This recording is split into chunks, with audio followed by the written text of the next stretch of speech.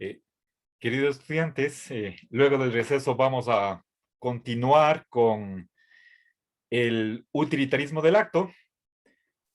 Les voy a poner otro ejemplo para que ustedes vean cómo razona el utilitarista del acto en un caso particular, y luego terminaré la exposición de esta doctrina con el añadido de una última idea, que es importante. Bueno, quizás importantísima y que va a sentar las bases para comprender posteriormente el utilitarismo de la regla. Bien, veamos un caso de la vida real, que es un naufragio en alta mar. Se hunde un barco y hay apenas un bote salvavidas que está a flote y en el cual está repleto, está el número de personas que cuya vida está dependiendo de este bote salvavidas excede la capacidad máxima para la cual fue construido este bote. Si no estoy mal recordado, hay 30 sobrevivientes. Unos están en el bote, otros están en el agua, cogidos del borde del bote. ¿Sí? Pero el problema es que se avecina una tormenta y que si es que no se respeta ese límite de 7 personas, mueren todos. ¿Sí? Entonces, ¿qué hacer? El capitán está entre uno de los sobrevivientes y él toma la decisión de escoger a 7 personas y a las 23 restantes las obliga a que se suelten del bote. ¿Sí? Me imagino que posiblemente tendrá un arma en sus manos y a la fuerza se queda con 7 y el resto pereció. Ahora, parece que el criterio de selección que utilizó el capitán fue el de escoger a las personas fuertes, todos varones. Es decir, estaba pensando en que se necesitaba remar hasta llegar a tierra, y eso es un trabajo para varones, pensaba él. Para suerte de ellos, al día siguiente fueron encontrados por un barco y se los rescató. Pero al llegar a tierra, el capitán fue acusado de homicidio y fue a la cárcel seguramente. Bueno, hasta ahí la historia, lo que sucedió. Nuevamente, permítanme que insista, no vamos a juzgar al capitán desde el punto de vista legal. Sabemos que se le puede responsabilizar por la muerte de 23 personas, por ley. Nuestro problema no es jurídico, sino de tipo ético. ¿Sí? Tenemos nosotros aquí una propuesta. ¿Qué es lo debido o lo prohibido? Depende de este criterio. Ahora, entonces, veamos cómo razona el utilitarista del acto. ¿Sí?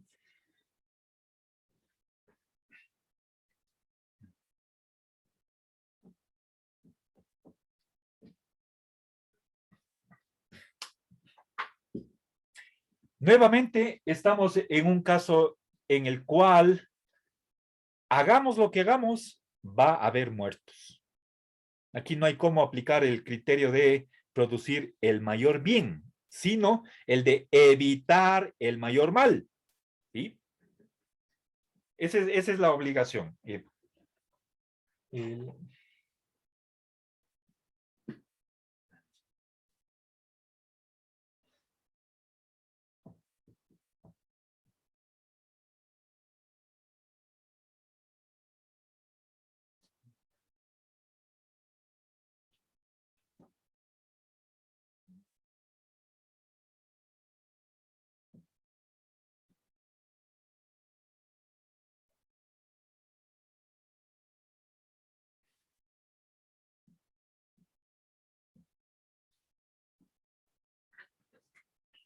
¿En cuál de las opciones se tiene menor sufrimiento, menor infelicidad? Podemos hacer el cálculo en términos de vidas salvadas, ¿sí? Entonces, ¿cuáles son las dos opciones? Si es que fuéramos igualitaristas, entonces, y eso podemos decir por justicia, aunque hay que discutir, por supuesto, no hay cómo discriminar a las personas. Por más que pudiéramos nosotros privilegiar a los niños, a las mujeres, también la vida de los varones, los adultos o los ancianos también cuentan, ¿sí? Entonces, decir quién se va a salvar y quién muere, eso sería injusto. Y si es que por lo tanto no hay cómo escoger, puesto que toda vida vale por igual, entonces que mueran todos. Esa es la alternativa que favorecería un determinado punto de vista basado en la equidad o la igualdad. Como no pueden salvarse todos, entonces que mueran todos. ¿Por qué se va a salvar uno sí y otro no? Segunda opción, tenemos los medios como para salvar a 7 personas. ¿Qué vale más? ¿Que mueran 30 o solo que mueran 23? Que en este caso es la mayoría, como decir el 3-1, el triple. Salvamos a 7 a costa de que mueran 23. Entonces, cojamos otra vez la balanza. En el un platillo ponemos 30 muertos, en el otro 23 muertos. Escoja qué es mejor, qué es preferible. Según el utilitarista del acto, lo que se tiene que hacer como obligación moral, ¿sí?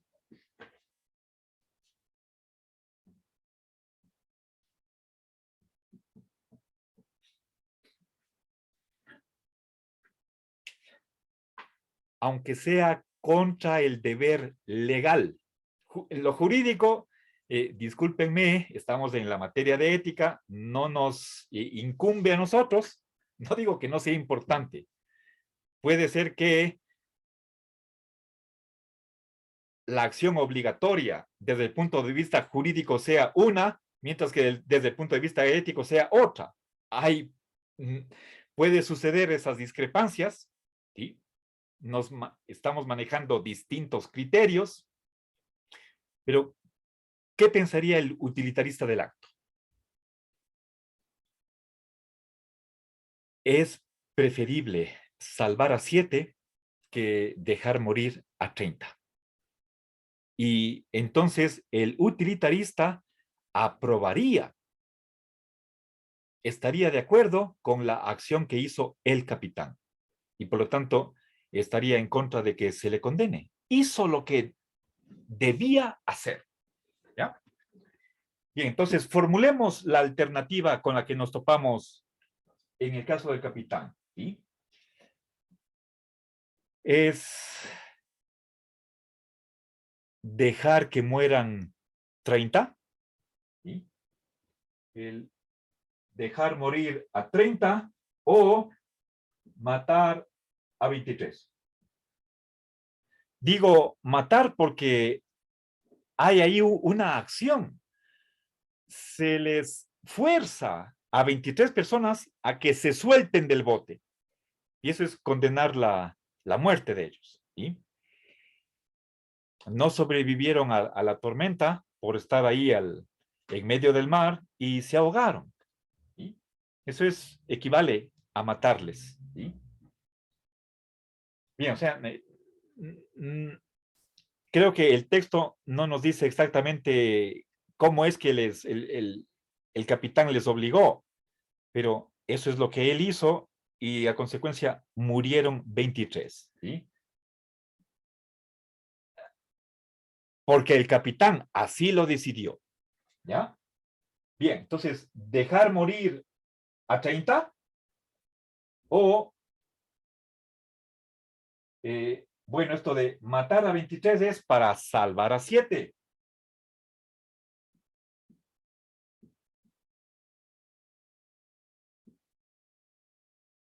Bien, entonces, hagamos nuevamente otra votación para ver cómo va la tendencia de ustedes como curso. ¿Están claras las dos alternativas? ¿O tienen alguna duda?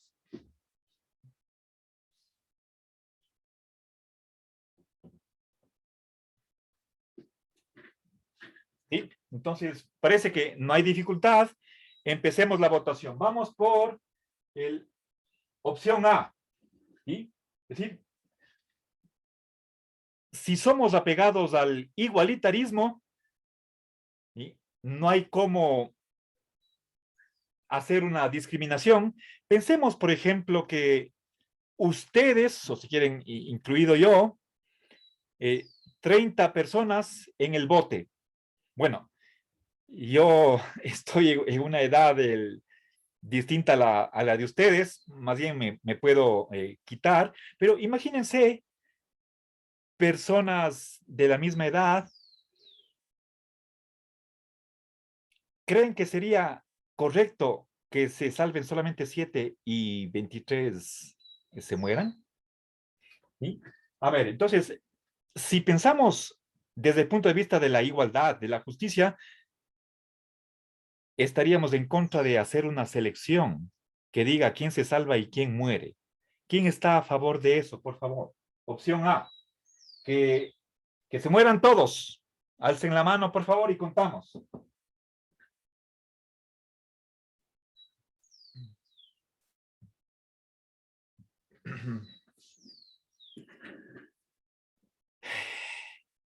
¿Están solamente 3? ¿Alguien más? 4, sigan. Pero no se demoren, por favor. Creo que voy a parar ahí. A ver, estamos 5. ¿Alguien más? Gracias. Ahora vamos a la segunda alternativa, que es la del utilitarista. Eh, Salvar a 7, pero a costa de sacrificar a 23. ¿Sí? Esa es una proporción de el triple de sacrificados para salvar a 7. Alcen la mano los que están de acuerdo con eso. Retomo la filmación. Eh, Queridos estudiantes, tenemos unos nuevos resultados que no son consistentes con el caso anterior del trole. Bueno, en todo caso, creo que está clara cuál es la posición del utilitarista del acto. ¿Sí? Bien. Ahora, para cerrar esta presentación del utilitarismo del acto, voy a añadir una idea más y que tiene que ver con cuál es la actitud que tienen los utilitaristas del acto con respecto a el seguir las normas o cumplir con las leyes. Cuando hablo de normas o leyes, por favor, entendamos que estamos en este plano, ¿sí? No estoy hablando de leyes de derecho, ¿sí? Sino leyes morales o éticas, nos da igual. Bien, entonces, si le preguntáramos al utilitarista del acto, ¿hay que cumplir las normas? ¿Se deben cumplir las leyes? ¿Sí?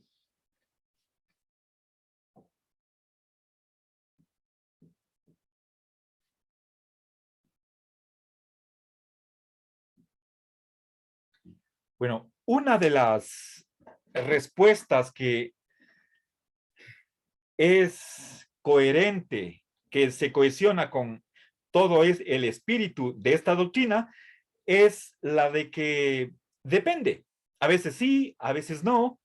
Depende de qué. De el criterio que está enunciado acá. Si es que cumplir una norma produce la mayor felicidad, entonces hay que hacerla. Pero al revés, en el caso de que el cumplimiento de esa norma produzca mayor infelicidad, entonces la obligación moral o ética es la de violar esa ley, violar esa norma. ¿Sí? Pensemos en el caso de cumplir una promesa.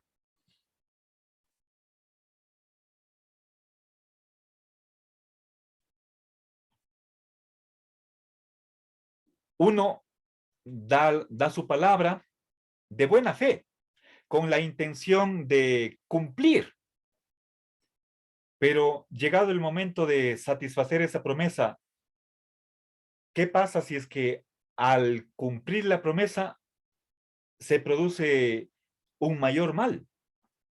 Entonces, el utilitarista del acto diría que no sería ético cumplir la promesa. Entonces, lo que se debe hacer es al revés, violar esa promesa, romper esa promesa. ¿Sí? ¿Por qué? Porque de esa manera se produce el mayor bien para la mayoría, no solamente para una persona. Recuerden, el utilitarista no es egoísta. ¿Sí? Bien, entonces, fíjense, veamos, ¿qué pasaría en la siguiente situación? ¿Sí? Supongamos que el, en una circunstancia el cumplimiento de esa ley o esa norma ética produce una, permítanme aquí magnificar las consecuencias y voy a hablar de una catástrofe, un desastre. ¿Sí?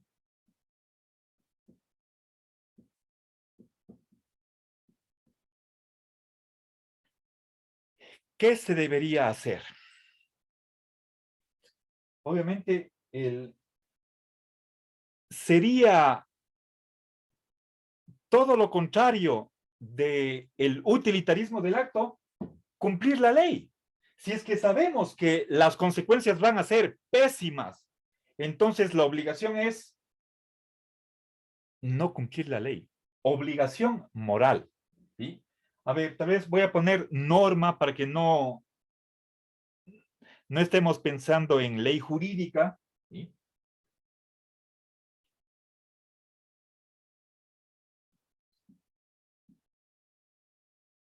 ¿Ya?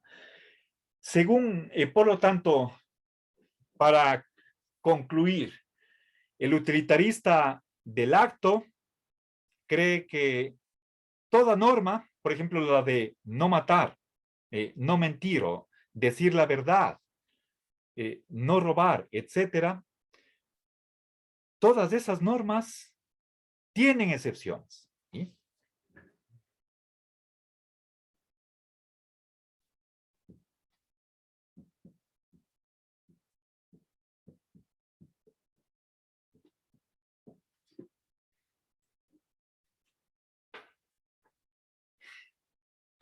¿De qué depende de si debemos cumplir los mandatos que hemos aprendido convencionalmente, de si tienen ese resultado o no? ¿Ya? Entonces, ante este criterio, no hay ningún otro que se le oponga. Ni siquiera la de hacer justicia, respetar derechos humanos, nada, nada. ¿Sí? O incluso matar. Entonces, el único criterio que determina lo obligatorio, lo prohibido, lo lícito e ilícito está aquí. ¿Sí? Ante esta esta norma, este criterio, todo lo demás es secundario. Puede violarse. Si queremos actuar éticamente, lo único que hay que respetar es esto de acá. El resto podrá ser costumbre, podrá ser decente, podrá ser justo o lo que sea, pero según el utilitarismo del acto, no es ético. Démosle cualquier calificativo. Y al revés, ¿sí? Nosotros podríamos tildar al utilitarista del acto como que permite ciertas acciones que podrían ser tildadas de bárbaras, diabólicas, inhumanas, pero según el utilitarista del acto, está haciendo lo que se tiene que hacer. ¿Sí? Ahora, si quisiéramos un último ejemplo y que tal vez la mayoría de ustedes podría predecir cuál sería el resultado al momento de hacer la votación, es la cuestión de la tortura. ¿Sí? Recuerden, Kant es famoso por haber popularizado un adagio que ya se conocía desde la antigüedad, la de que hágase justicia y que perezca el mundo. Obviamente, Kant ya es el autor que vamos a estudiar más luego, una vez que hayamos presentado las objeciones, los problemas con los que se enfrenta el utilitarista del acto. Iremos al polo opuesto, el, el deber por el deber, una teoría intrinsecista. Hay esa oposición entre estas dos corrientes, y ya veremos, pero en este momento concentrémonos en la tortura. ¿Sí? Podríamos hablar de dos casos.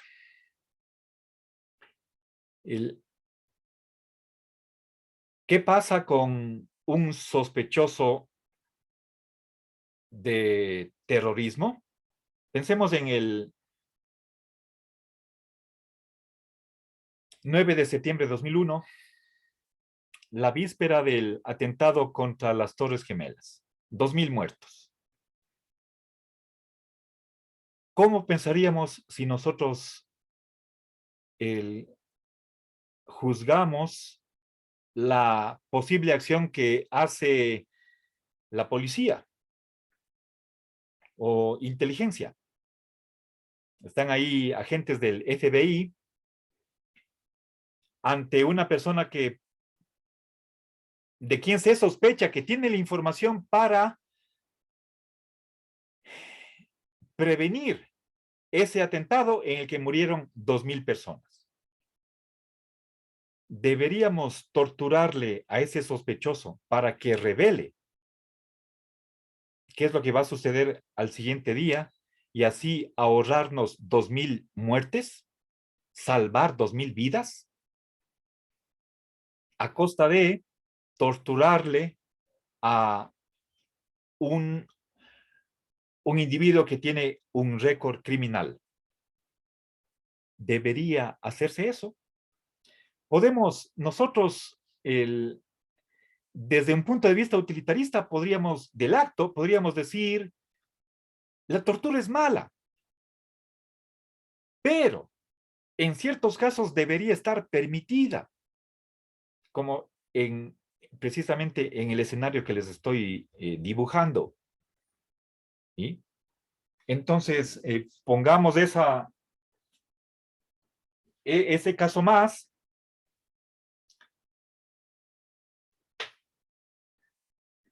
Bueno, el razonamiento va a ser semejante a los anteriores. ¿Sí? Yo les pido que ustedes piensen sobre eso, mediten, conversen con sus amigos, con sus familiares y tenemos que dedicar por lo menos un par de horas a intercambiar ideas sobre todas estas situaciones, problemáticas, dilemas morales. El objetivo de esos ejercicios será el de evaluar con qué criterio nos quedamos. ¿Cuál de las teorías presenta una mejor propuesta de criterio de la obligación? ¿Sí? Bueno, no voy a hacer una votación con respecto, en este momento, con respecto a la tortura. Les pido que ustedes piensen, reflexionen sobre eso y